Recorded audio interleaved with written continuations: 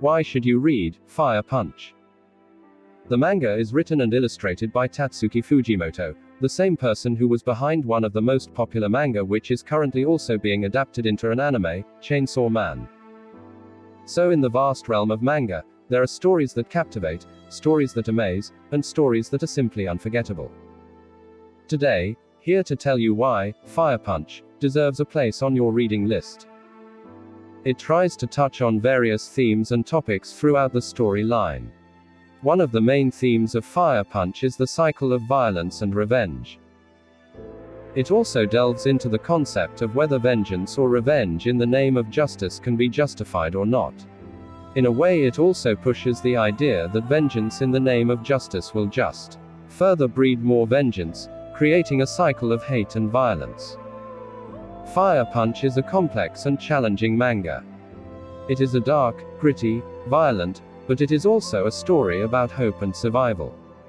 The story of Fire Punch takes place on an Earth that has become frozen over and barren, at the hands of a being known as the Ice Witch. The witch is among a few who possess special abilities known as blessings.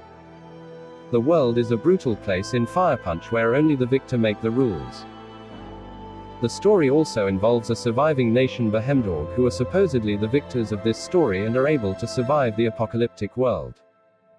Although to survive the humanity has gone back to the brutal, barbaric and inhuman ways. While going through the manga, it felt like a long explanation of Batman's Joker quote, "When the chips are down, these civilized people, they'll eat each other out." The manga constantly in an uncensored and brutal way showcases the barbarism of this fictional world, like slavery, tortures, power and corruption, extremists and so on.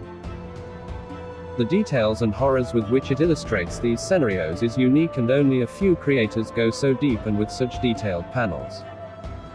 The other reason why you should watch it is because unlike a lot of mangas, it is not ongoing or incomplete. In just about 83 to 84 chapters you get a full conclusion to the story. The manga does not waste your time with any unnecessary drama or side plots. It's to the point and honest about it. The only thing I would say might be a bit of a turn-off for some people is the ending. The ending is not very conclusive or firm as most people want endings in general to be. But it is more of an abstract, or open ending. And it is up to the reader's taste if they may like it, or not.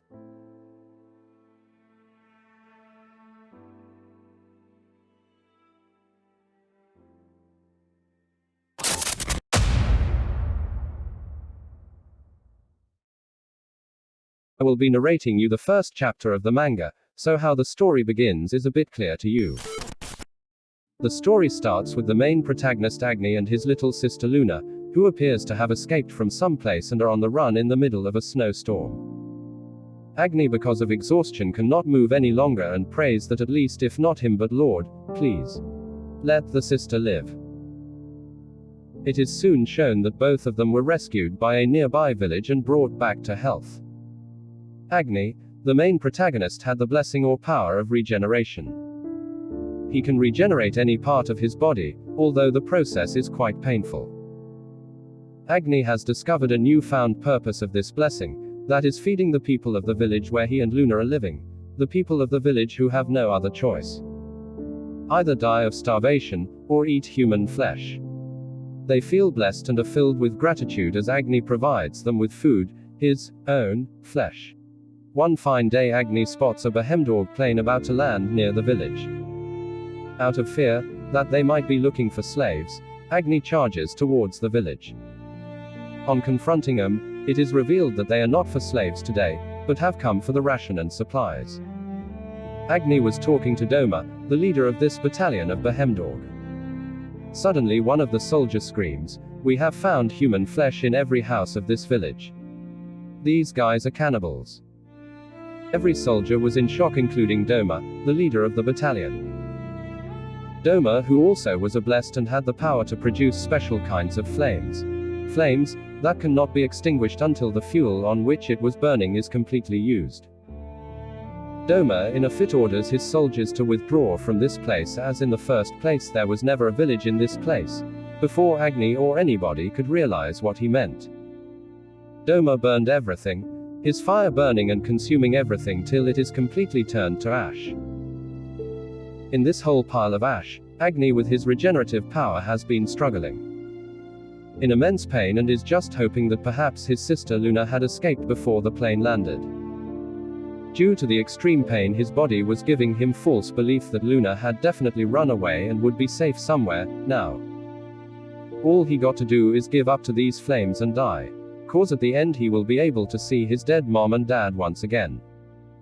He was about to give up and die at last when he suddenly see his sister's burning body in front of him. Whose last word to her brother was, Agni kept burning in flames and is simultaneously regenerated. His inner flame of revenge does not let him give up. Lying in the snow, burning and not able to move. Finally, in 8 years, his body is able to reach equilibrium where he is regenerating and burning himself at same rate, finally giving him ability to get up and walk with the sole aim to kill Doma and fulfill his revenge. Well, this almost ends up the first chapter of the story, or the basic premise of the first chapter. I hope you like it and do try out this manga.